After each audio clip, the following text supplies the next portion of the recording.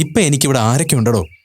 കമലയുണ്ട്, മൈഥിലി ആൻറ്റിയും കുടുംബമുണ്ട്, കുട്ടിച്ചനും കുടുംബമുണ്ട്, യാമി, യദു, താൻ. ഇപ്പോൾ എന്നെ ഒറ്റപ്പെട്ടവനാണെന്ന് പറയാൻ പറ്റുമോ?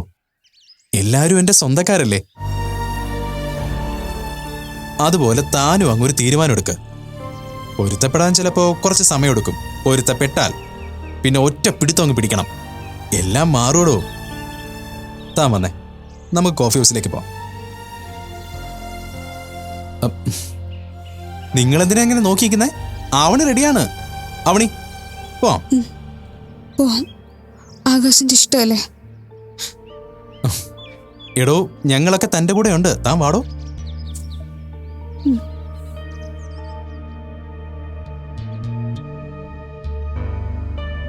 എന്താ സത്യം പറഞ്ഞാൽ ഞാൻ പാഞ്ഞു വരുമായിരുന്നോ? പുതിയ കുഴപ്പം എന്തെങ്കിലും ഉണ്ടോ? അല്ല, അങ്കിളിനെ കണ്ട അതേ ഇപ്പൊ ചോദിക്കാനുള്ളൂ. ഇന്ന് വീട്ടിൽ കുറെ പോലീസുകാർ വന്നിരുന്നു. എന്താ, ഡോക്ടർ മൈഥിലി കേസ് കൊടുത്തോ? അതോ പിടിച്ചിറക്കി വിടാൻ തീരുമാനിച്ചോ? പോലീസുകാർ വന്നത് എൻ്റെ മുറി പരിശോധിക്കാനാ. എന്തിനാണെന്നറിയോ? എനിക്ക് മയക്കുമരുന്ന് ബിസിനസ് ഉണ്ടോയെന്ന് അറിയാൻ. അപ്പോൾ ആരും അറിഞ്ഞു പണി കൊടുത്തതാണല്ലോ. മയക്കുമരുന്ന് പെൺവിഷയമാണ് ഒരാളെ തോൽപ്പിക്കാൻ പെട്ടെന്ന് നല്ലത് അല്ലേ രാഹുലെ? അല്ല, ഭാഗ്യം മുറിന്ന് കണ്ടെടുത്തെന്ന് പറഞ്ഞ് മയക്കുമരുന്നൊന്നും ഹാജരാക്കില്ലല്ലോ. ഞാനൊന്ന് ചോദിക്കട്ടെ, സത്യത്തിൽ ആരാ ഇതിന്റെ പിന്നില്? ഇങ്ങനെയൊക്കെ ഒരു ഇഷ്യൂ ഉണ്ടാവണമെങ്കിൽ അതിന്റെ പിന്നിലൊരു പോലീസ് ബുദ്ധി വേണമല്ലോ. അങ്ങനെ ആലോചിച്ചാൽ അതിനൊരൊറ്റ ഉത്തരേ ഉള്ളൂ. ആനന്ദിന്റെ കൂടെ നടക്കുന്ന സേവിയർ. ഡോക്ടർ മൈത്രി പറഞ്ഞിട്ടുണ്ടാവും ഏതെങ്കിലും വിധത്തിൽ നിങ്ങൾ അവിടെ നിന്ന് ഇറക്കി വിടാൻ. സത്യത്തില് അവര് കാണിക്കുന്നത് എന്തൊരു മണ്ടത്തരവാ. അത് അവരുടെ കൂടി വീടല്ലേ. എന്തെങ്കിലും നടപടി വന്നാൽ അവരെ കൂടി ബാധിക്കില്ലേ? അങ്കിൾ, മൈഥിലിക്ക് പിന്നിലുള്ളവരെയോ അവരുടെ ബുദ്ധിയെയോ ഈ വിഷയത്തിൽ നമുക്ക് പരീക്ഷിക്കണ്ട. രാഹുൽ, എൻ്റെ ചോദ്യം നിന്നോടാ. ഈ പറഞ്ഞ ബിസിനസ്സുമായിട്ട് എന്തെങ്കിലും രീതിയിൽ നീ കണക്റ്റഡ് ആണോ? അങ്കിൾ എന്തായി ചോദിക്കുന്നത്? നീ കണക്റ്റഡ് ആണ്. മനസ്സിലാക്കേണ്ടവർ അത് വ്യക്തമായിട്ട് മനസ്സിലാക്കിയിട്ടുണ്ട്. അതിന്റെ പേരിലാണ് ഈ അന്വേഷണം സ്റ്റാർട്ട് ചെയ്തിരിക്കുന്നത്. അങ്കിളെ, നമ്മൾ തമ്മിലൊരു ബിസിനസ് ഉണ്ട്. എനിക്ക് പുറത്ത് വേറെയും ബിസിനസ് ഉണ്ട്. അങ്കിളുമായി കണക്ട് ചെയ്യാത്ത ബിസിനസ്സുകള് അങ്കിൾ അന്വേഷിക്കേണ്ട കാര്യമില്ല. എന്നുവെച്ചാ ഈ സിറ്റിയിലെ മയക്കുമരുന്ന് വ്യാപാരത്തിന്റെ പ്രധാനപ്പെട്ട ഒരാളിന്റെ കൂടെയാണ് ഞാൻ കൈകോർത്ത് നടക്കുന്നത് ഇപ്പോൾ. ഇതെന്തൊക്കെയാ അങ്കിളെ ഈ പറയുന്നേ? രാഹുലിന് അങ്ങനെയുള്ള ബിസിനസ് ഒന്നുമില്ല. നീ മിണ്ടരുത്. വർഷങ്ങളായിട്ട് കൂടെ നടക്കുന്നവനാണെങ്കിൽ ഇവനെ നിനക്ക് ശരിക്കും അറിഞ്ഞുകൂടാ. പിന്നെ അങ്കിളിനാണോ ശരിക്കും അറിയാവുന്നത്? അല്ല, ഇതിലിപ്പോ ശരിക്കും എന്താ പ്രശ്നം? നിങ്ങളെ അന്വേഷിച്ച് നിങ്ങളുടെ മുറിയിൽ പോലീസ് വന്നിട്ടുണ്ടെങ്കിൽ അത് എന്റെ കുഴപ്പമാണെന്ന് വിചാരിക്കണ്ട. ഇതൊരു മാനസിക പ്രശ്നമാണ്. എനിക്കും തിരിച്ച് പറയാലോ, മയക്കുമരുന്ന് വ്യാപാരത്തിന്റെ പേരിൽ പോലീസ് അന്വേഷിച്ച ആളുടെ കൂടെ ഇനി ഒന്നിനും വരുന്നില്ലാന്ന്. അപ്പൊ അങ്കിള് കളങ്കപ്പെട്ടവനും ഞാൻ നിഷ്കളങ്കനും ആവില്ലേ? രാഹുൽ, തർക്കിച്ച് തോൽപ്പിക്കേണ്ട കാര്യമില്ല. ഞാൻ തർക്കിക്കും. നിങ്ങൾക്കെതിരായി നിൽക്കുന്നവർ പോലും എന്നെ ടാർഗറ്റ് ചെയ്യുന്നുണ്ടല്ലോ. നിങ്ങളുടെ പിൻബലം ഞാനാണെന്ന് മനസ്സിലാക്കിയതുകൊണ്ടല്ലേ?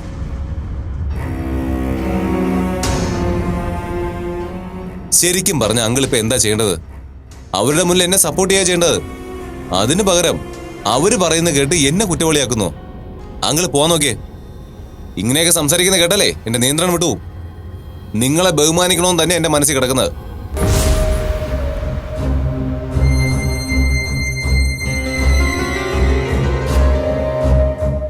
അങ്കിളെ, അവന് നല്ല വിഷമമായിട്ടുണ്ട്. അവന്റെ സ്വഭാവം അങ്കിളിന് മനസ്സിലായിട്ടില്ലേ? അവൻ ഇങ്ങോട്ടൊരു കാര്യം ചെയ്യുമ്പോൾ അതിന്റെ നന്ദി അവന് തിരിച്ചു കിട്ടിയിരിക്കണം. അല്ലെങ്കിൽ അവൻ വയലന്റ് ആവും. ഞാൻ അങ്കിളിനെ ഉപദേശിക്കുകയാണെന്ന് കരുതണ്ട. ഈ അവസ്ഥയിലും അവനും കൂടി ശത്രുവായ അങ്കിളിന് പിന്നെ എന്തിനു കൊള്ളാം? എന്തായാലും അങ്കിൾ അവനൊന്ന് സമാധാനിപ്പിച്ചിട്ട് പോയാൽ മതി. അങ്കിളിന്റെ നല്ലതിന് വേണ്ടി ഞാൻ ഈ പറയുന്നേ. ഞാനൊന്ന് പുറത്തോട്ട് പോവാ.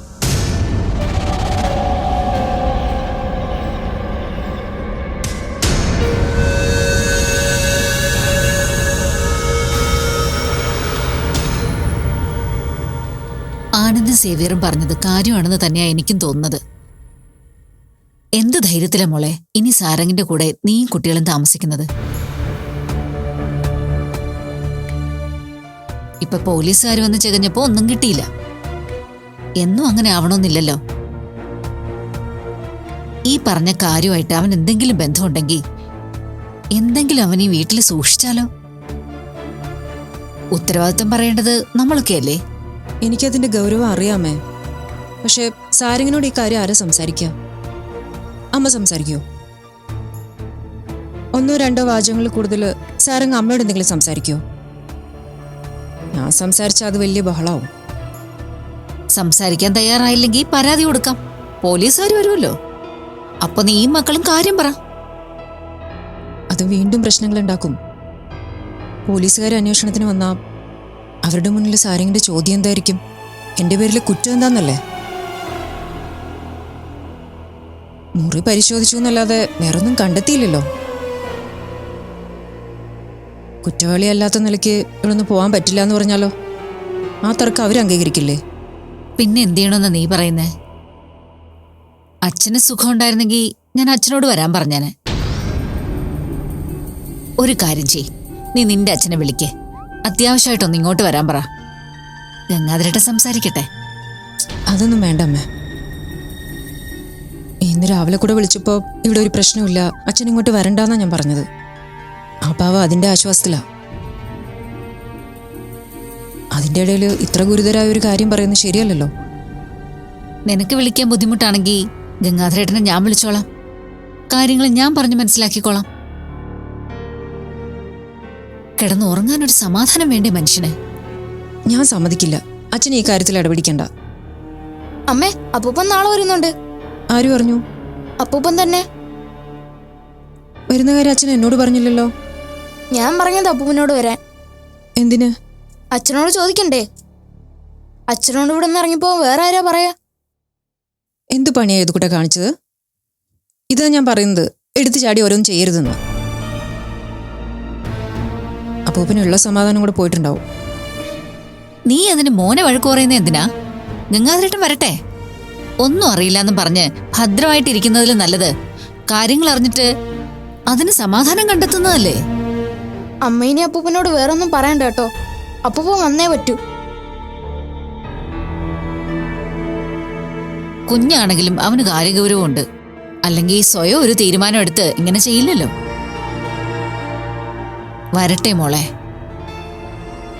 നമുക്ക് എങ്ങനെങ്കിലും ഒരു തീരുമാനം എടുക്കാം. ഇനിയിപ്പോ വരട്ടെ. വയസ്സാം കാലത്ത് അച്ഛനൊരു സമാധാനം കൊടുക്കാൻ പറ്റുന്നില്ല. എന്നെ മക്കളെയും കുറിച്ച് ഓർത്ത് വേദനിച്ചൊരു വല്ലാത്ത അവസ്ഥയിലാ. പണ്ടാണെങ്കിൽ കുറെ യാത്രയെങ്കിലും ചെയ്യുമായിരുന്നു. ഇപ്പൊ ഈ പ്രശ്നങ്ങളൊക്കെ തുടങ്ങിയതിന് ശേഷം അതുമില്ല. അച്ഛന് സ്വസ്ഥത കൊടുക്കാത്ത മോള്, അതാവും എന്റെ വിധി. ഒന്ന് മിണ്ടാതിരുന്നേ നീ. നീ നിന്റെ അച്ഛനെ മനസ്സ് തുറന്ന് സ്നേഹിക്കുന്നുണ്ടല്ലോ. ഈശ്വരന് തുല്യം കാണുന്നുണ്ടല്ലോ. എന്റെ സാരംഗിന്റെ അച്ഛന്റെയും കാര്യം നീ ഒന്ന് ആലോചിച്ച് നോക്കിയേ. എന്ത് പ്രതീക്ഷയാ ഞങ്ങൾക്കുള്ളത്? ആകെ ഉള്ളൊരു മോൻ പോയ വഴി ഏതാ? ഏത് തരത്തിലുള്ള കുറ്റവാളിയായിട്ടായിരിക്കും ഇനി അവന് ഈ ലോകം അറിയുക? അത്തരം വേദനകളൊന്നും ഗംഗാധരേട്ടനില്ല. പിന്നെ നിന്നെക്കുറിച്ചുള്ള സങ്കടം, അതൊരു സുഖമുള്ള വേദനയാ. അച്ഛനമ്മമാരുടെ വേദന.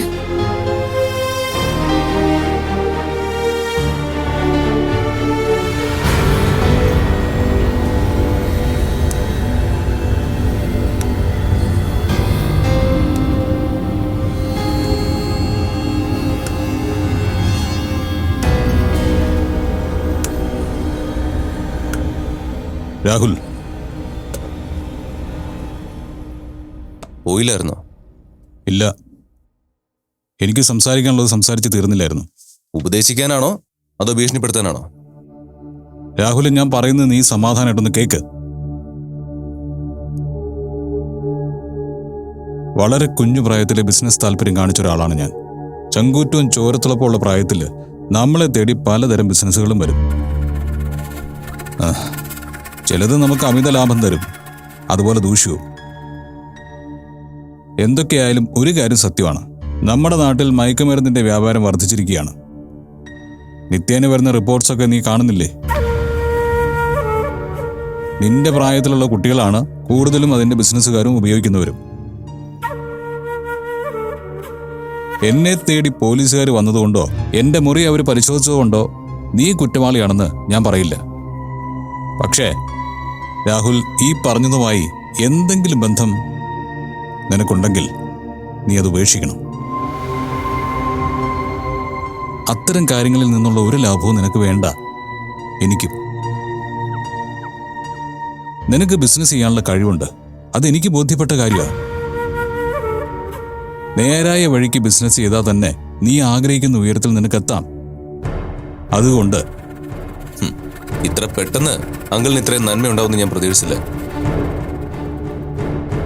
ഞാൻ നല്ലവനാണെന്നൊന്നും ഞാൻ പറഞ്ഞില്ല.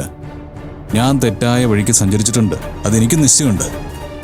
പക്ഷേ ഇത് അങ്കിൾ, എനിക്കൊരാളെ സുഹൃത്താണെന്ന് തോന്നിയാൽ അയാളെ ഞാൻ കൂടെ കൊണ്ടു നടക്കും. അയാൾക്ക് വേണ്ടി എന്തും ചെയ്യും. ചെറിയ ചെറിയ തെറ്റുകൾ അയാളിൽ നിന്ന് വന്നാലും ഞാൻ അതൊക്കെ സഹിക്കും. അത് ആ സൗഹൃദത്തിന് ഞാൻ കൊടുക്കുന്ന വിലയാണ്. അങ്കിളിനോട് എനിക്ക് വെറും സൗഹൃദമല്ല, എനിക്കൊരു റെസ്പെക്റ്റ് ഉണ്ട്. ഒരു കാര്യം നിങ്ങൾ ഉറപ്പിച്ചോ, നിങ്ങൾക്ക് അപകടം ഉണ്ടാക്കുന്ന ഒന്നും ഞാൻ ചെയ്യില്ല. നിങ്ങളുടെ ശത്രുക്കളെ ഞാൻ എൻ്റെ ശത്രുക്കളായിട്ടാണ് കണ്ടത്. അതിന് കാരണം ഞാൻ അങ്കിളിനെ അത്രമാത്രം സ്നേഹിക്കുന്നതുകൊണ്ടാണ്. ഇനി അതല്ല, അങ്കിളിൻ്റെ കാര്യം അങ്കിളുടേത് മാത്രമാണെങ്കിൽ ഞാൻ ഇടപെടണ്ടെന്ന് പറഞ്ഞാൽ ദാ ഈ നിമിഷം മുതൽ ഞാനതൊന്ന് പിന്മാറും. അത്തരം ഒരു ബിസിനസ്സിൽ നിനക്ക് താല്പര്യമില്ലാന്ന് നീ എന്നോടൊന്ന് ഉറപ്പിച്ച് പറഞ്ഞാൽ അതിനു മേലെ ഞാൻ നിന്നോടൊന്നും ചോദിക്കില്ല. എനിക്ക് നിന്നോട് നന്ദിയുണ്ട്. നീ കൈപിടിച്ചില്ലായിരുന്നെങ്കിൽ എന്നേ സാരംഗ് മുങ്ങി ചത്തുപോയനെ. നീ ധൈര്യം തന്നില്ലായിരുന്നെങ്കിൽ ഞാനിതെല്ലാം എന്നേ ഉപേക്ഷിച്ചേനെ. എനിക്കൊരു ഊന്നുവടിയാണ് നീ. ഞാൻ കുത്തി നടക്കുന്ന ഊന്നുവടിക്ക് ഒരു കുഴപ്പം ഉണ്ടാവരുതെന്ന് ഞാൻ ആഗ്രഹിക്കില്ലേടോ. അങ്കിള് സമാധാനമായിട്ട് പോ. നമ്മളെ തമ്മിൽ തെറ്റിക്കാൻ വേണ്ടി പലരും പല രീതിയിലും ശ്രമിക്കും. നമ്മൾ വിട്ടുകൊടുക്കില്ല. നമ്മൾ ഫൈറ്റ് ചെയ്യും, അവരെ തോൽപ്പിക്കുകയും ചെയ്യും. ഇത്രയും പറഞ്ഞിട്ട് അങ്കിളിന് എന്നെ വിശ്വാസമായില്ലല്ലേ? പറയാങ്കിൾ. വിശ്വസിക്കാം. എൻ്റെ മുമ്പിൽ മറ്റു മാർഗങ്ങളൊന്നുമില്ലല്ലോ. അങ്കിൾ ഇരിക്കെ. ക്രിസ്റ്റി ഇപ്പോൾ ഫുഡും കൊണ്ടുവരും, കഴിച്ചിട്ട് പോവാം. വേണ്ട. വീട്ടിൽ പോലീസുകാർ ചെന്നതിൻ്റെ പേരിൽ പുകച്ച് പുറത്ത് ചാടിക്കാൻ എന്തെങ്കിലും ശ്രമം നടത്തിയാൽ വഴങ്ങി കൊടുക്കരുത്. അവരുടെ കൂടെ നിന്ന് തന്നെ വേണം അവരുടെ നെഞ്ചത്ത് ചവിട്ടേണ്ടത്.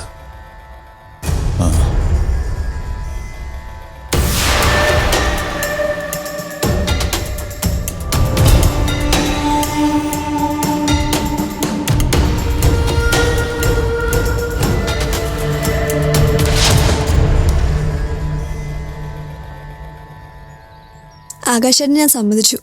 എത്ര പെട്ടെന്ന് അവൻ ചേച്ചി റിലാക്സ് ആയത് അല്ലേ കമലെ? ആകാശിന് സങ്കടങ്ങൾ പറഞ്ഞപ്പോൾ അവൾ ഒരുപക്ഷെ ആലോചിച്ചിട്ടുണ്ടാവും. എനിക്ക് ഉറപ്പായിരുന്നു നമ്മളൊന്ന് കറങ്ങി ഇവിടെ തിരിച്ചെത്തുമ്പോൾ ആവണി മാറിയിരിക്കുമെന്ന്. മനുഷ്യരുടെ ഒരു പ്രത്യേകതയാണ്, വല്ലാത്ത സങ്കടം വരുമ്പോൾ കരുതും ഈ ലോകത്തെ ഏറ്റവും ദുഃഖിക്കുന്നവർ നമ്മൾ മാത്രമേ കാണൂവെന്ന്. പകരം നമ്മളെക്കാൾ സങ്കടമുള്ള ആളുകളെ കണ്ടു തുടങ്ങുമ്പോൾ നമ്മൾ നമ്മുടെ സങ്കടത്തിന്റെ ആഴം പരിശോധിക്കും, മറ്റുള്ളവരുമായിട്ട് കമ്പയർ ചെയ്യും. ഞാൻ ഡിഗ്രിക്ക് പഠിച്ചത് എക്കണോമിക്സാ. അതിൽ വലിയൊരു പാഠമുണ്ട്. ലോക പ്രശസ്തനായ ഒരു മഹാൻ പറഞ്ഞു, നിങ്ങളുടെ കുഞ്ഞ് ഷൂവില്ലാതെ കരയുമ്പോൾ നിങ്ങൾ ആ കുഞ്ഞിനെ എടുത്ത് തെരുവിലേക്ക് പോകണം. എന്നിട്ട് കാലില്ലാത്തവരെ കാണിച്ചു കൊടുക്കണം. അപ്പോൾ അവൻ്റെ സങ്കടം മാറും. എനിക്കെൻ്റെ ജീവിതത്തിൽ അത് പലപ്പോഴും തോന്നിയിട്ടുണ്ട്. അത് നമുക്ക് വലിയൊരു പാഠമാണ്. ഞാൻ എൻ്റെ ജീവിതത്തിലെ പല സങ്കടങ്ങളും മറക്കുന്നത് അതുകൊണ്ടാ. ഇപ്പം കണ്ടോ, ഞാൻ എൻ്റെ ഭാഗ്യങ്ങളെക്കുറിച്ച് ചിന്തിക്കാറുള്ളൂ. എനിക്ക് നന്നായി പഠിക്കാൻ കഴിഞ്ഞത്, ജോലി കിട്ടിയത്, പിന്നെ നിങ്ങളെയൊക്കെ കാണാൻ കഴിഞ്ഞത്, അതൊക്കെ ജീവിതത്തിലെ നേട്ടങ്ങളല്ലേ? ആവണി പതുക്കെ പതുക്കെ അങ്ങനെയൊക്കെ ചിന്തിച്ചു തുടങ്ങും. അല്പനേരം മാറി നിൽക്കാന്ന് പറഞ്ഞു പോയിട്ട് ആളെ ഇതുവരെ കണ്ടില്ലല്ലോ. എനിക്ക് വന്ന് ചിലപ്പോൾ അവിടെ ഇരുന്ന് കരയുന്നുണ്ടാവുന്ന. കരയട്ടെ, അയാളുടെ സങ്കടം ന്യായമാ. ആർക്കായാലും വിഷമം വരും. കരഞ്ഞു തീർന്നു വരട്ടെ. എന്താണ്, ഇനി എവിടേക്കെങ്കിലും പോകാനുള്ള മൂടുണ്ടോ? വേണ്ട. കുറച്ചു നേരം എല്ലാവരുടെയും കൂടെ ഇരുന്നപ്പോൾ വല്ലാതായിപ്പോയി. എന്നെക്കൊണ്ട് എത്രമാത്രം നടക്കുമെന്ന് അറിയില്ല. പക്ഷേ എൻ്റെ ചുറ്റുമുള്ളവരെ, എന്നെ സ്നേഹിക്കുന്നവരെ ഇനി വിഷമിപ്പിക്കാതിരിക്കാൻ ഞാൻ നോക്കാം. ഇതാ ഞങ്ങൾ നിന്നിൽ നിന്ന് പ്രതീക്ഷിച്ചത്. എൻ്റെ സങ്കടങ്ങളെ എന്നിലേക്ക് മാത്രം ഒതുക്കാൻ ഞാൻ എത്ര ശ്രമിച്ചു. എൻ്റെ അമ്മ, ചേട്ടൻ, ചേച്ചി എല്ലാവരും എൻ്റെ കാര്യത്തിൽ എത്ര ബുദ്ധിമുട്ടുന്നു എന്നറിയോ? കുഴപ്പമൊന്നുമില്ലടോ. ഒറ്റയടിക്ക് ആർക്കും സങ്കടങ്ങൾ തൂത്തെറിയാൻ കഴിയില്ല. അതിനൊരു കാലമുണ്ട്. പതുക്കെ പതുക്കെ അത് നമ്മിൽ നിന്ന് പടിയിറങ്ങാൻ തുടങ്ങും. പക്ഷേ നമ്മളതിന് തയ്യാറായിരിക്കണമെന്ന് മാത്രം. ഞാൻ ട്രൈ ചെയ്യാം. ഒറ്റ കുഴപ്പമേ ഉള്ളൂ, ജീവിതത്തിൽ ഏത് നല്ല കാര്യം കണ്ടാലും എനിക്ക് ജീവൻ സാറിന് ഓർമ്മ വരും. കാരണം അതിനെക്കുറിച്ചൊക്കെ സാറ് സംസാരിച്ചിട്ടുണ്ടാവും.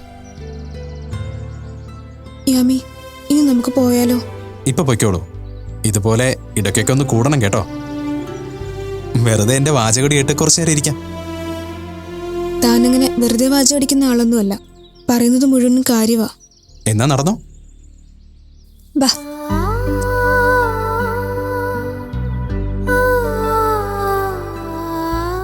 സത്യം പറഞ്ഞാല് അത്ഭുതമാണ് ആവണിയെ കൊണ്ട് ഇത്രയും സംസാരിപ്പിച്ചത്. ആവണി പറഞ്ഞു കേട്ടില്ലേ ഞാൻ ലക്കിയാണെന്ന്.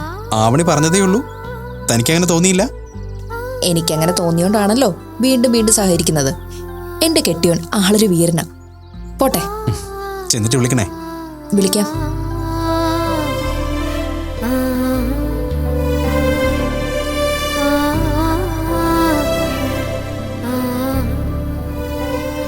ഫാദർ,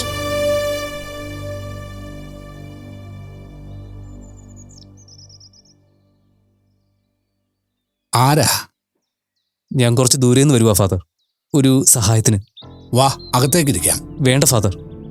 ആ, എങ്കിൽ പറ, ഞാൻ എന്താ ചെയ്യേണ്ടത്? ഇതൊരു പാവപ്പെട്ട കുടുംബത്തിന്റെ കാര്യമാണ്. അവര് വല്ലാത്തൊരു ദയനീയ അവസ്ഥയിലാണ്.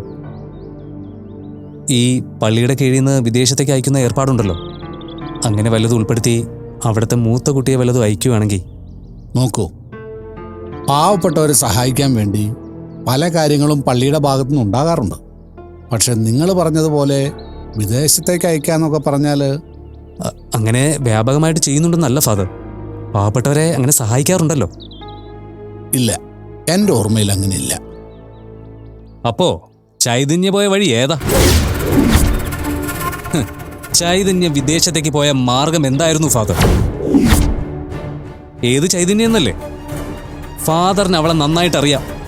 ഫാദറിന്റെ വളർത്തുപുത്രനല്ലേ അരുൺ, അയാൾക്ക് നന്നായിട്ട് അറിയാം. അല്ല, നിങ്ങള് ഗതികേടുകളൊക്കെ വിളമ്പിയ കൂട്ടത്തില് അതിക്രൂരനായ ഒരു ഭർത്താവിനെ കുറിച്ച് അവള് പറഞ്ഞു കാണുമല്ലോ, അത് ഞാനാ.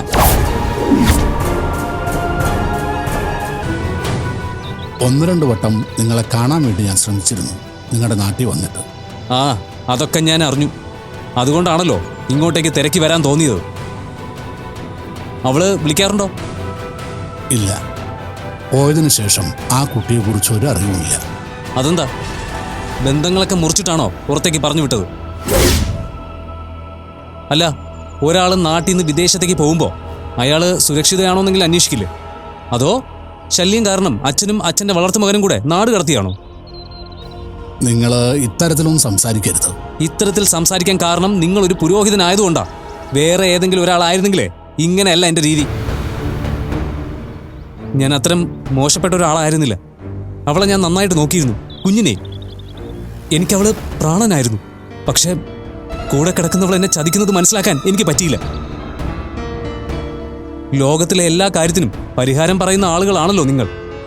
ഞാനിപ്പോൾ ഒരു പരാതി പറഞ്ഞാൽ അതൊക്കെ സഹിക്കണം, പൊറുക്കണം, വിഴുങ്ങണം. അല്ലാതെ മറുപടിയൊന്നുമില്ലല്ലോ. സുരേഷ് ഇപ്പൊ പോവും. നമുക്ക് പിന്നീട് എപ്പോഴെങ്കിലും. പിന്നീട് കാണാനൊന്നും എനിക്ക് താല്പര്യമില്ല. എല്ലാരും കൂടി എന്റെ ജീവിതത്തിനാണ് വില പറഞ്ഞത്.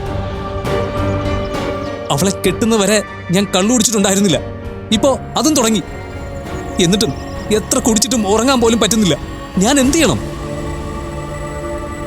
വേറെ കാര്യങ്ങളൊന്നും ഇല്ല ഫാദറെ. അവള് ഗൾഫിൽ പോവുകയോ സമ്പാദിക്കുകയോ എന്ത് വേണമെങ്കിലും ആയിക്കോട്ടെ.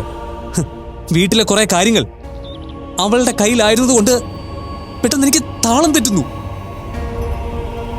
ഓരോരുത്തർ വന്ന് ഓരോന്ന് ചോദിക്കുമ്പോഴാ ഞാൻ ഓർക്കുന്നത്. അതൊക്കെ ഒന്ന് നേരെ ചോദിച്ചറിയാൻ വേണ്ടിട്ടാ. അതുകൊണ്ടാണ് എന്നെ ഒന്ന് വിളിക്കാൻ പറഞ്ഞത്.